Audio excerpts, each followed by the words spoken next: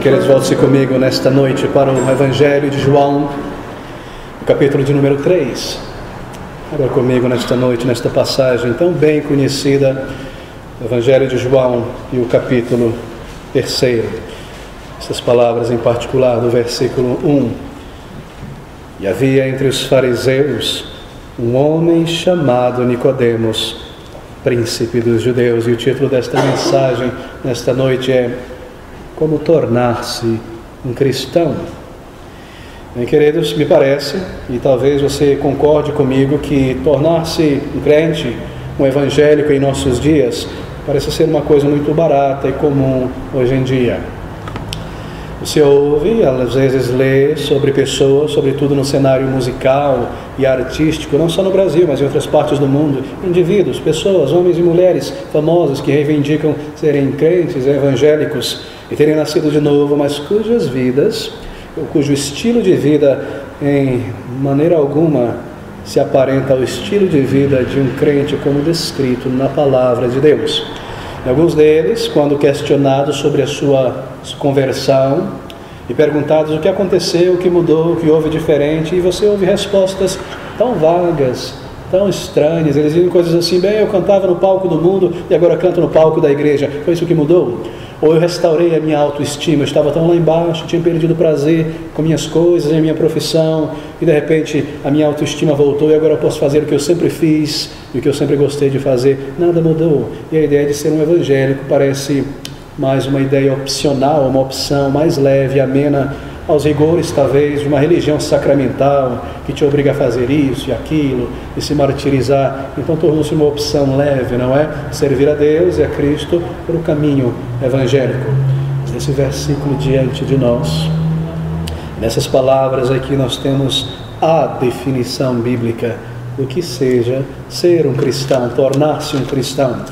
E se você acompanhar comigo, o que eu tentarei fazer nesta noite de uma maneira muito simples e apresentar expositivamente estas palavras e comentários. Eu tenho certeza que você perceberá o âmago, a essência da mensagem do Evangelho, o que é tornar-se um cristão, o que significa quando a Bíblia diz, ou as pessoas dizem, nascer de novo.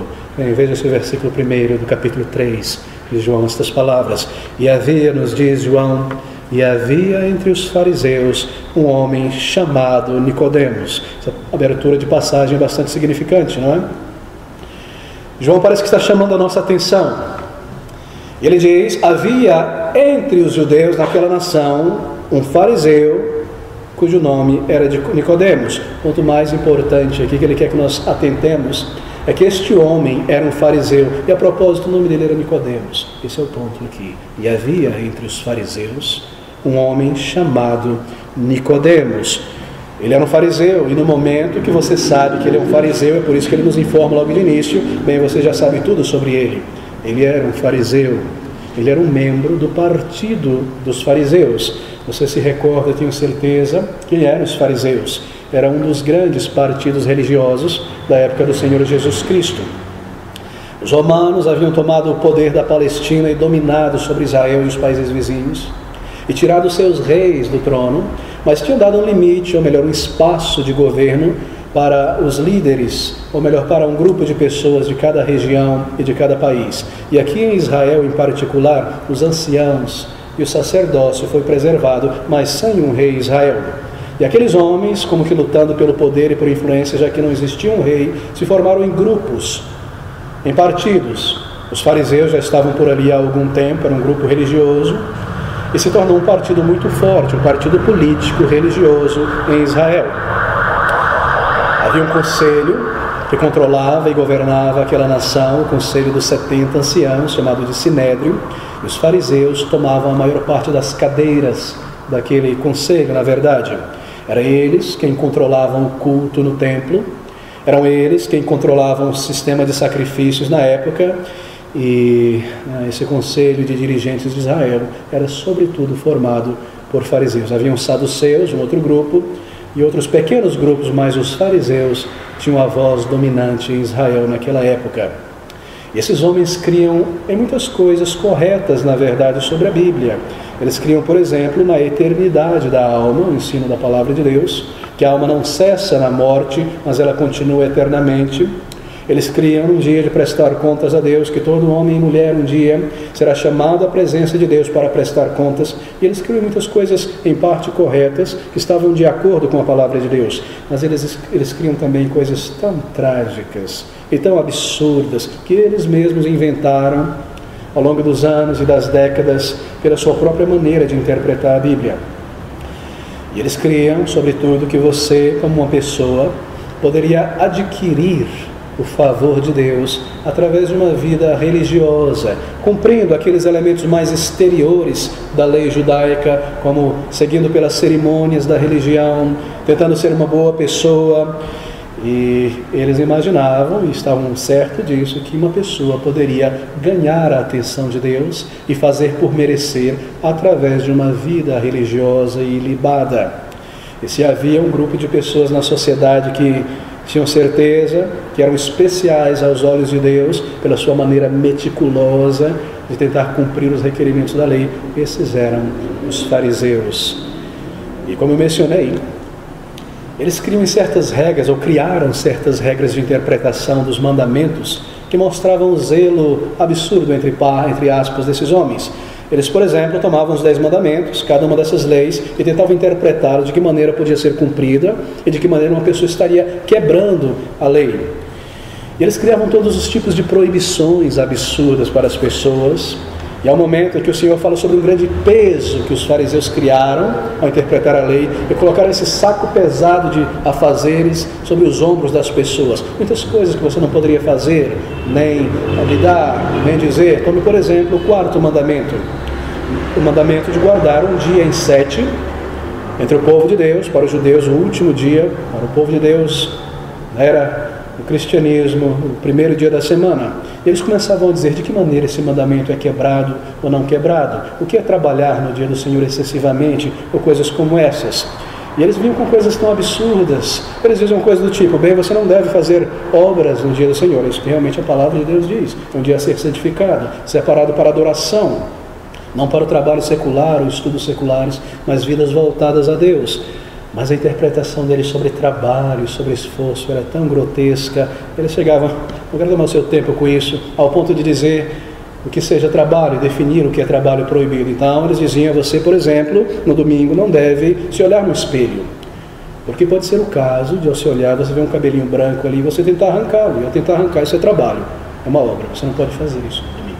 Ou se uma galinha põe um ovo, não vá atrás, deixa ali o ovo para o dia seguinte. E coisas estranhas como essa, criando pesos religiosos absurdos sobre o ombro das pessoas, para tentar mostrar o seu super zelo espiritual, porque por trás de tudo isso estava uma ideia de que eu posso conseguir o favor de Deus tentando ser o mais escrupuloso em minha religião o possível. E a essência de sua religião estava nessas coisas. Nós temos que, de alguma maneira, merecer o favor de Deus e fazer por merecer, por obras religiosas, tentando ser melhores pessoas na religião. E nós temos que, ao longo da nossa vida, tentar alcançar esses estágios de agradar a Deus. E Nicodemos era um fariseu, e por trás dessa palavra nós entendemos tudo. É por isso que João começa dizendo: havia entre os judeus, havia entre os fariseus um homem chamado Nicodemos. Bem, era um desse tipo. E ele foi encontrar-se com Jesus, nos diz João, e este foi ter, versículo 2, de noite com Jesus, e ele começa a conversar com o Salvador. Mas o que ele foi buscar a encontrar-se com Jesus? Imagine, pense você, à noite, encontrar-se com o Senhor Jesus Cristo. O que ele buscava, o que ele estava atrás? Eu devo dizer, isso é apenas uma especulação, uma suposição, que ele buscava angariar o favor de Cristo. Mas deixe-me fazer um parêntese aqui. É bem provável, eu creio com certeza, que Nicodemos posteriormente veio a conhecer o perdão e a salvação em Jesus Cristo. Há muitas evidências nas páginas do Novo Testamento. Uma delas é que ele se juntou a um outro homem chamado José de Arimateia, da cidade de Arimateia, um homem muito rico, e foram juntos a Pilatos pedir pelo corpo de Cristo para que fosse enterrado. E o homem, para se expor dessa maneira, um membro do Sinédrio, dos fariseus, seria expulso daquele conselho. Isso é uma prova que ele já não temia mais o desprezo dos homens e tinha conhecido a Jesus Cristo como seu Salvador verdadeiramente. E no versículo seguinte, nós vemos essas coisas. Ele desejava encontrar-se com o Senhor Jesus Cristo. Este foi ter de noite com Jesus para conversar com ele. O que ele buscava nesse estágio? Bem, eu creio que ele queria estabelecer um ponto de negociação com Jesus Cristo, o Salvador. Ele estava ali representando os fariseus. Ele nos diz: Senhor, nós bem sabemos, nós, os fariseus, nós bem sabemos, estamos certos e seguros que tu vens de Deus. Jesus, nesta altura do campeonato, já era muito conhecido pelos líderes de Israel. Ele já tinha realizado grandes milagres, falado coisas que nenhum homem jamais falou ou ensinou sobre a face da terra. E aqueles líderes admiravam grandemente o Salvador. Os seus milagres eram tremendos. Ele dava visão ao cego. Ele criava um globo ocular que não existia ali do nada. Ele trazia à existência pães e peixes. Ele mesmo chamava os mortos podres de volta à vida. E o seu ensino era tão claro, era sobre perdão e arrependimento e uma salvação gratuita dada da mão de Deus, não baseado em religiosidade ou em méritos pessoais. E essa mensagem era tão tremenda. E assim o Senhor Jesus estava como que ganhando as multidões dos fariseus, e o ciúme deles começou a aumentar. E assim, aos olhos dos fariseus, em um determinado momento, ele haveria de roubar toda a audiência daqueles homens e o seu prestígio. Eu creio que essa é a primeira tentativa daqueles líderes religiosos de negociar com o Senhor Jesus Cristo. Bem, Jesus, eles diziam, poderia adicionar muito ao nosso partido. Aqui estamos nós temos a maior parte da audiência da nação, eles nos ouvem, vão ao nosso templo para o sacrifício.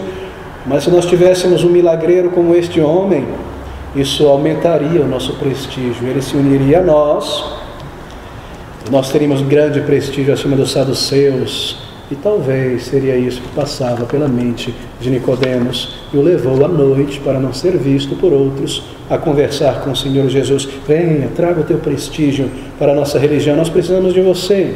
E este foi ter de noite com Jesus e disse-lhe: bem sabemos, Rabi, que és mestre vindo de Deus, porque ninguém pode fazer estes sinais que tu fazes se Deus não for com ele. Mas a resposta do Senhor Jesus é imediata. Jesus respondeu e disse-lhe: na verdade te digo, o Senhor Jesus Cristo não permite, Nicodemos, que ao menos desenvolva o seu argumento, e já o interrompe e começa a lidar com ele. Isso é maravilhoso que nós haveremos de ouvir aqui, versículo 3 outra vez. E Jesus respondeu. Mas a que pergunta Jesus respondeu? Nicodemos não mesmo teve tempo de fazer uma pergunta, e João nos diz que Jesus respondeu. Nicodemos não fez nenhuma pergunta, e Jesus respondeu e disse. Bem, Jesus respondeu a pergunta que Nicodemos deveria fazer. Senhor, bem sabemos que tu és mestre vindo de Deus, ninguém poderia fazer estas coisas se não fosse de Deus. Deixa-me perguntar agora, como eu posso nascer de novo e ter os meus pecados perdoados e conhecer o Deus verdadeiro? Jesus responde a pergunta que ele deveria ter respondido. Os teus milagres e os teus ensinos nos mostram que tu vieste de Deus como Messias prometido. Como eu posso conhecer a Deus e o perdão dos meus pecados? Jesus sabia o que passava pela mente de Nicodemos. Ele é Deus, ele pode ler pensamentos. Assim Jesus respondeu e disse a resposta à pergunta que ele deveria ter feito. Bem, mas um fariseu orgulhoso não faria tal pergunta abertamente. E Jesus responde essa pergunta: como alguém pode ser aceito por Deus? Você percebe a lógica e o raciocínio? Era isso que ele deveria ter perguntado. Você realmente crê que eu venho de Deus? E que eu estou cumprindo as profecias sobre o Messias, o Salvador que viria? Então você vem a mim, mas venha pela razão certa. E a resposta é essa: como nascer de novo? Como tornar-se um cristão? O que torna uma pessoa um verdadeiro crente? E assim ele nos diz no versículo 3, que ele respondeu e disse-lhe: na verdade te digo, que aquele que não nascer de novo não pode ver o reino de Deus. Tremendas essas palavras, na verdade, aparecem muitas vezes. Amém, amém, esse é o termo no grego. E todas as vezes que o Senhor introduz uma sentença com essa declaração, isso significa dizer que o que ele está a ponto de dizer é muito solene. Em outras palavras, Nicodemos, eu declaro com toda a solenidade e verdade que o assunto em questão exige. Na verdade te digo. Com essas palavras bem dogmáticas, o Senhor Jesus responde, ou começa a responder a pergunta que ele deveria ter feito. Mas nós não gostamos de declarações dogmáticas, não é verdade? Em nossos dias, em nossa geração, crescendo em um contexto, uma cultura de um vácuo moral, de um vácuo de absolutos, onde você aprende que a opinião é a verdade. E que há tantas verdades quantas opiniões, nós não gostamos de ouvir que há uma verdade e um caminho de salvação. Uma geração tão relativista como a nossa, é difícil às vezes, não é? Nós rejeitamos verdades dogmáticas. Mas no que se refere à verdade, o dogmatismo é necessário. Porque o que você deseja saber é qual é a verdade, não quais são as verdades segundo as opiniões humanas, mas aquela, com um artigo definido no início, singular, a verdade. Se você vai ao médico e você suspeita de uma enfermidade grave, e você tem dores, e alguém te diz pode ser um câncer, parece sintoma de câncer, bem, você vai ao médico em busca da verdade sobre o teu estado. E o que você acharia se o médico sentasse com você e visse os exames e te dissesse: olha, não tenho certeza, pode ser, talvez um chazinho de camomila 2 vezes por dia vai te curar, não sei, você não gostaria de ouvir essas coisas. Você quer saber o que realmente está acontecendo. E o tratamento a ser tomado, se você leva o teu carro no mecânico, ele tem todos os sinais que o motor está morrendo, você não quer ouvir algo, pode ser que o motor esteja um pouco cansado, ele sabe muito bem. É preciso uma recalchutagem completa, trocar esse motor. Você quer saber a verdade para tomar a direção correta. E queridos, aqui o Senhor Jesus Cristo, em suas palavras, na verdade, está dizendo àquele homem religioso: Nicodemos, a verdade única e absoluta sobre a reconciliação com Deus, ou a maneira de ser salvo, é o que eu vou lhe dizer agora.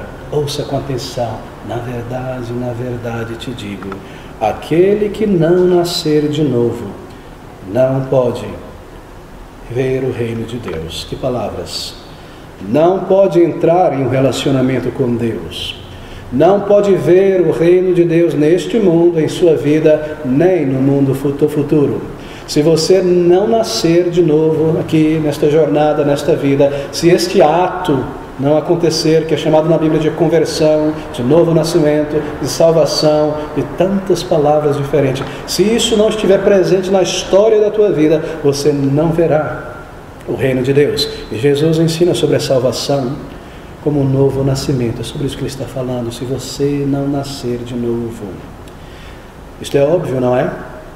Se você não nasceu, bem, você não está vivo. E se você não nasceu de novo, você ainda não possui um relacionamento com Deus.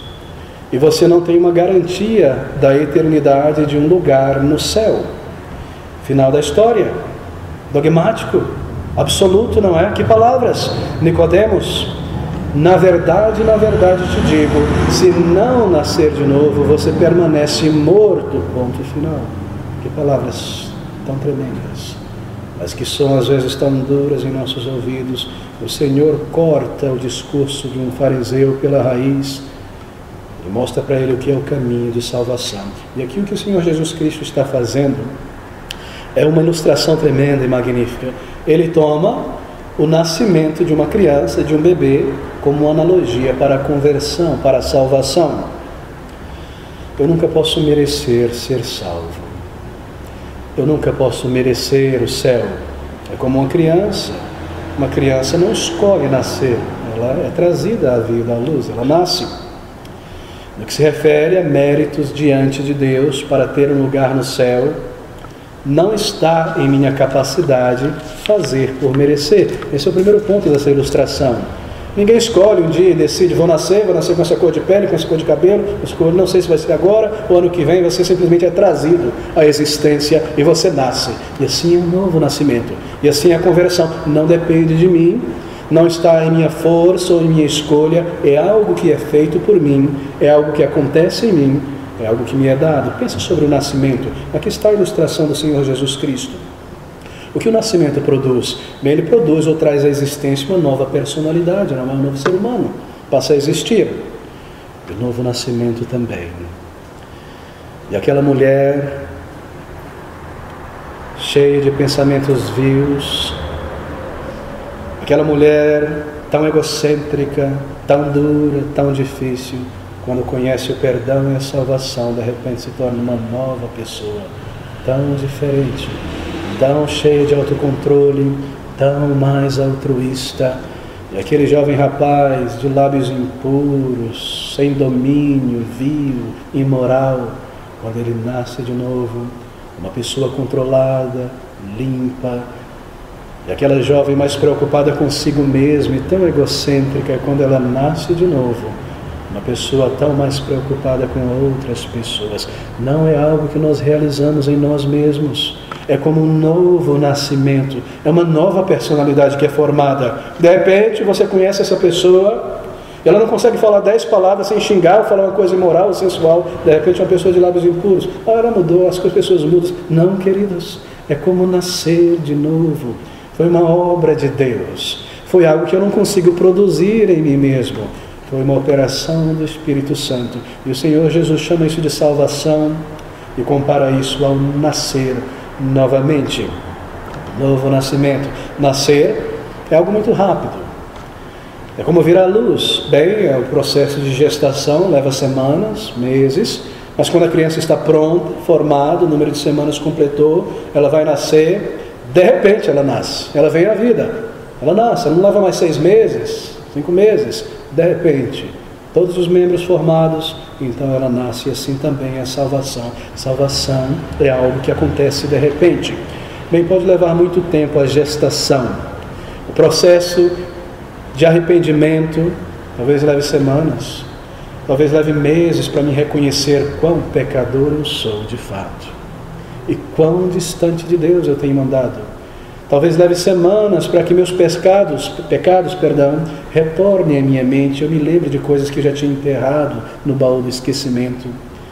Talvez leve muito tempo, é um processo de gestação para contrição, para buscar a Cristo, para entender essa mensagem, mas quando eu estou pronto e convicto da minha necessidade, eu me vejo como um pecador e eu entendo a mensagem do Evangelho, eu dirijo a minha alma ao Salvador em arrependimento e fé, eu creio nele, naquele momento, luz, vida, novo nascimento. Você vem à luz e você entende, sabe que Deus te salvou e te perdoou, e você sabe que algo aconteceu em tua vida, que você mudou tanto e que você já não é mais aquela velha pessoa dominada por pecados. Algo aconteceu de repente. E o nascimento de uma criança é algo celebrado pela família. Os pais e os avós se alegram a presentes. E há tanta alegria e comemorações e fotos. E a Bíblia nos diz que o nascimento, ou o novo nascimento de uma pessoa traz alegria nos céus. Mesmo entre os anjos de Deus é difícil conceber isso, que os anjos santos de Deus que nunca experimentaram o pecado se alegram com o arrependimento de um homem e de uma mulher, com a sua conversão. Há tanto por trás dessa analogia do nascimento, não é? Usada pelo Salvador. Nascer de novo é como começar de novo. Novo caráter, novos gostos, novas alegrias, tudo se fez novo, aquela velha vida ficou para trás, um domínio sobre as minhas paixões e apetites carnais, verdadeira paz, verdadeira alegria, verdadeiro significado e propósito da minha existência. Nascer de novo é como começar de novo. Os meus pecados foram perdoados, e a montanha das minhas transgressões foi derrubada, e eu recebi um novo começo, e agora o poder de Deus para viver para Ele, para agradá-lo, como se eu tivesse a chance, e de fato é, e a oportunidade de recomeçar novamente, e viver a vida que eu recebi, para a glória de meu Senhor e Criador, e conhecê-lo como nunca antes, e amá-lo, e andar com Ele, e um dia ser recebido por Ele no céu. Nascer de novo é tão tremendo, é como começar de novo. E é por isso que é difícil crer na declaração de tantas pessoas que dizem nascer de novo quando você não vê nada de novo em suas vidas. Ou em seu comportamento, o mesmo materialismo, o mesmo egoísmo, um dia bonzinho, outro dia explodindo, a mesma vaidade. Oh, queridos, é como começar de novo, nascer de novo. A conversão é como a criação de uma nova vida, de um novo caráter. Você vem a Cristo, e as coisas velhas já passaram, mas que tudo se fez novo, diz a palavra de Deus. Vem a menos que um homem ou uma mulher nasça de novo, ele e ela não pode ver o reino de Deus, nem nesta vida, nem na próxima. É o ensino do Salvador nessas palavras. Vem o versículo 3 nos diz isso. Mas Nicodemos não gostou das palavras de Jesus. Agora não entenda errado a resposta de Nicodemos aqui no versículo 4. Disse-lhe Nicodemos: como pode um homem nascer de novo sendo velho? Pode porventura tornar a entrar no ventre de sua mãe e nascer? Ele não gostou da resposta do Senhor Jesus, e ele entendeu que Jesus leu seus pensamentos. Mas não entenda erradamente essa resposta de Nicodemos, porque Nicodemos era um homem brilhante, era um homem de grande inteligência. Ele era um mestre de Israel, nos diz o versículo 10, o próprio Senhor Jesus Cristo declara isso. Jesus respondeu e disse-lhe: tu és mestre de Israel. E aqui o artigo definido o deveria ser adicionado: tu és o mestre, o grande mestre de Israel no conhecimento da lei, um grande rabino. Ele era um homem de inteligência e de sagacidade. Assim, a resposta de Nicodemos não é uma resposta infantil. Nicodemos não entendeu a resposta de Cristo literalmente. Quando Jesus Cristo utiliza essa metáfora de salvação, conversão, como nascer outra vez, ele não entendeu isso literalmente. Ele percebeu que Jesus estava usando uma metáfora, e a resposta de Nicodemos no versículo de número 4 é uma maneira de demonstrar desprezo por Jesus Cristo. O Senhor responde com uma imagem, uma metáfora, e sabe o que ele faz, Nicodemos? Ele responde também com uma metáfora. Disse-lhe Nicodemos: coisa absurda. Como pode um homem barbado entrar no ventre da sua mãe e nascer de novo? Você percebe? Ele está usando de ironia aqui também, como uma imagem. Você, Jesus, está me dizendo, ele entendeu muito bem, que para mim ganhar a vida eterna e ter um lugar no céu, para me receber o favor de Deus e o perdão de meus pecados e a vida eterna, eu, um escriba com um currículo como eu tenho, eu preciso começar do zero, como uma criancinha, como um bebê. Que coisa ridícula e absurda, como se eu não soubesse nada da lei, da palavra, como se eu não fosse ninguém aos olhos de Deus. Eu vou ter que começar do zero. Eu não vou começar do zero, eu não vou ouvir isso. Não me diga que salvação é pelos méritos de Jesus. Todas as velas que eu já acendi, todas as correntes de oração que eu já fiz, todas as cadeiras de rodas que eu já doei, tudo que eu já fiz não é nada diante de Deus. Ele não vai receber nada disso como favor para me dar um lugar do céu. Eu tenho que começar como um bebê e ser auxiliado e tomado do zero. Eu não vou receber essa história. É ridículo. E é isso que está acontecendo aqui. Nicodemos nem por um minuto pensou que Jesus falava literalmente. Ele responde à analogia do nascimento com uma outra analogia. Com outra analogia de nascimento literal de um homem adulto. Ele está dizendo: é tão absurdo, eu não posso mudar um homem dessa idade como eu. Como eu posso mudar e deixar tudo isso para trás, mudar a minha mentalidade, tudo que eu já fiz? E você sai por aí, Jesus, dizendo que é necessário que uma pessoa comece do zero, como se ele não tivesse nada, nem o mérito diante de Deus, nem o valor algum, que a minha moralidade não serve para Deus, que as minhas boas ações não servem para Deus, que a minha religiosidade não é nada diante de Deus, não conta como ponto nem mérito, que eu tenho que vir a Deus como uma pessoa falida moralmente para ser restaurado. Mas é exatamente isso que Jesus está dizendo. Nicodemos era um religioso orgulhoso de si mesmo e do seu currículo. Ele não conhecia nada de um verdadeiro relacionamento com Deus. Tudo era uma questão de religião, das coisas que ele fazia no templo, das boas obras que ele realizava, nada do poder de Deus em seu caráter. Assim ele precisava nascer de novo, e nós também. Todo indivíduo, queridos, nascido na face da terra, precisa um dia vir pessoalmente ao Senhor Jesus pela fé para a salvação.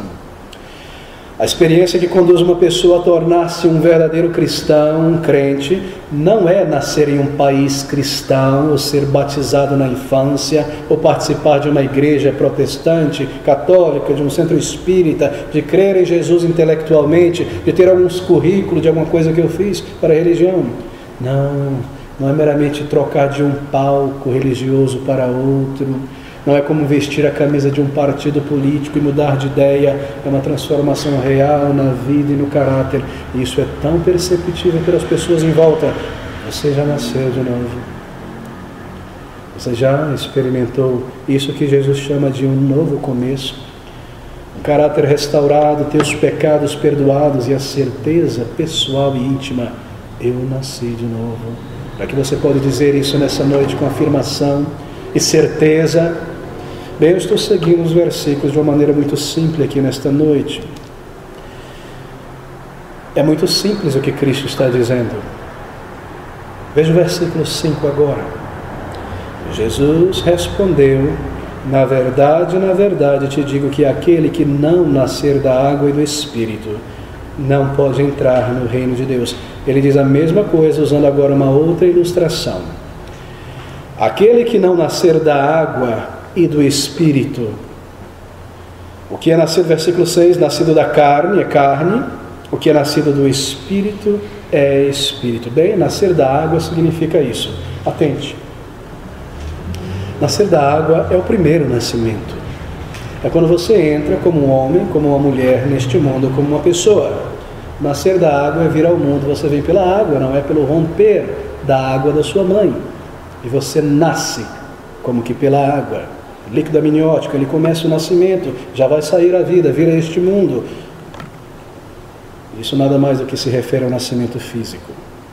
E no versículo 6 ele diz: o que é nascido da carne é carne, e o que é nascido do Espírito é Espírito. Nicodemos, você até agora apenas nasceu da água, apenas veio a existir neste mundo.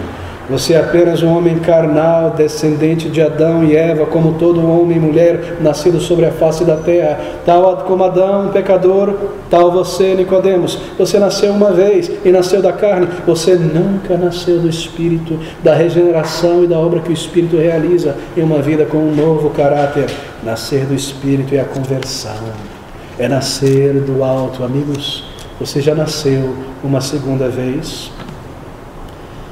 Você já morreu para nascer de novo?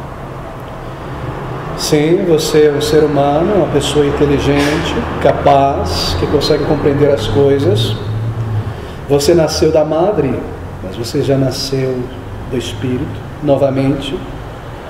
Mas se você não veio a Cristo Jesus e reconheceu diante dele os teus pecados e dobrou o joelho em arrependimento, você permanece como sempre. Como desde o início, é necessária a conversão. É necessário um momento quando eu reconheço a minha necessidade de perdão. Eu me volto ao Salvador pela fé e deposito nele toda a minha confiança. E eu me dirijo a ele com palavras de arrependimento e digo: Senhor, essa é a minha vida. Eu tenho vivido assim, eu tenho agido assim. E esses são os meus pecados, perdoa os meus pecados. Lava a mancha da minha transgressão. Me dá um novo coração, um novo início. Você já fez isso? Você já nasceu de novo vindo a Cristo Jesus em verdadeiro arrependimento, ser salvo. É uma obra de Deus na alma de uma pessoa. Não é algo que eu produzo por mim mesmo. Não é algo místico em minha mente que eu fico repetindo a mim mesmo, tentando me assegurar e tentando me convencer. É vir, é confessar, é experimentar o perdão e a certeza de vida eterna. É uma transação invisível. É algo que acontece na alma, mas que as pessoas de fora verão os resultados de uma vida transformada. Se você vem a Jesus da maneira certa, algo irá acontecer em tua vida que será visível aos olhos das pessoas. Está aqui no versículo 8. O vento assopra onde quer, e ouves a sua voz, mas não sabes de onde vem, nem para onde vai. Assim é todo aquele que é nascido do Espírito. A terceira ilustração de Cristo.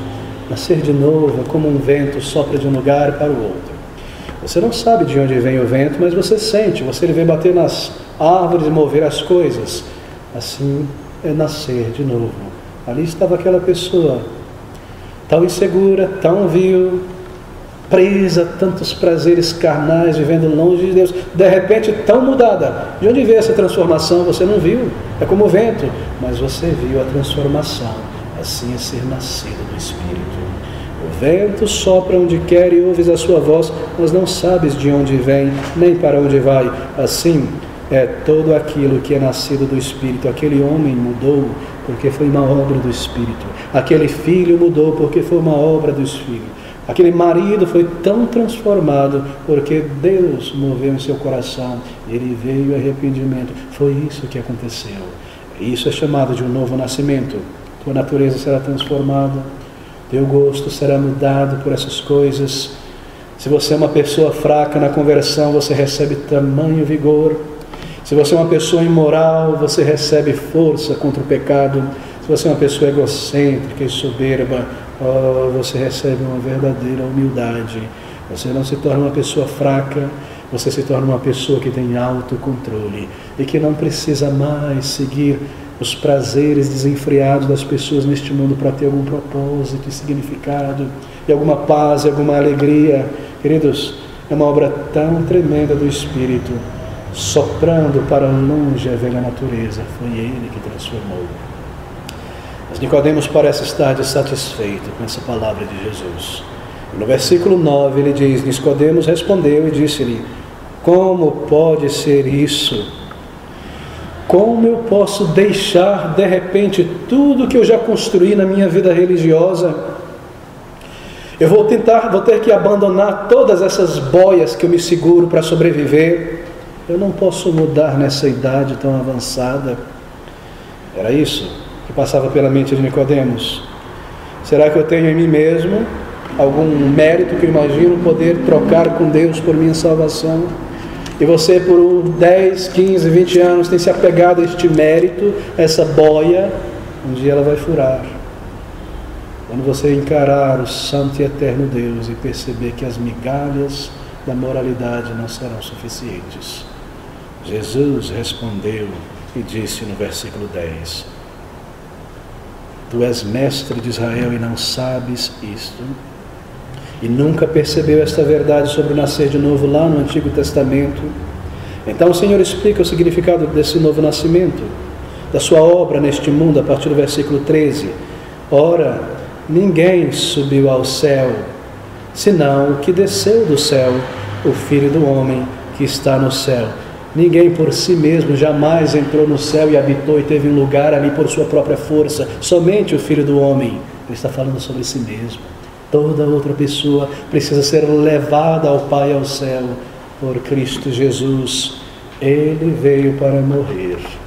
Ele deixou o seu trono de glória e majestade e desceu a este mundo tão baixo. Ele se humilhou e tornou-se um homem e viveu aquela vida que você e eu devemos viver em obediência, em submissão a Deus. Nós nunca vivemos. Ele viveu sem jamais pecar para ser um representante do seu povo.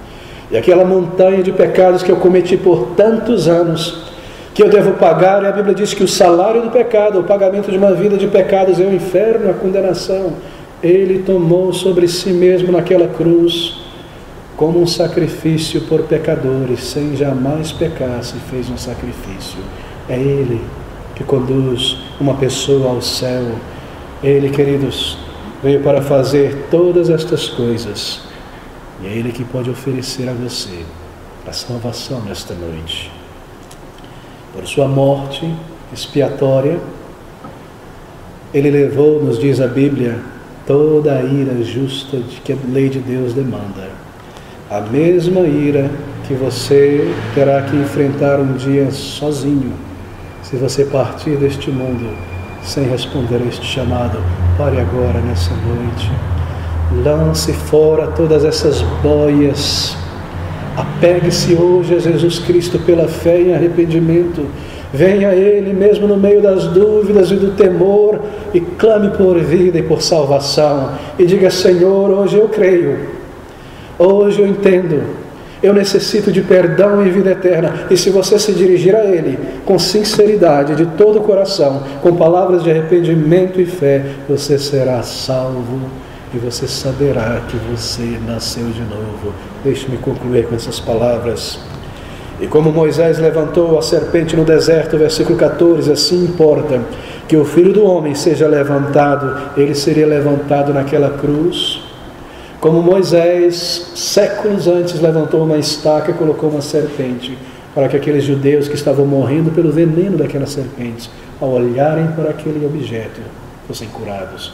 Como Moisés levantou a serpente, assim importa que Jesus, o Filho do Homem, seja levantado, morra e pague no lugar de pecadores, para que pecadores arrependidos com a simples fé, sem mérito algum em tuas mãos, olhando para Ele, sejam salvos. Olhe para Jesus pela fé, mas olhe como um pecador arrependido e creia nele, e você será salvo e salvo para sempre.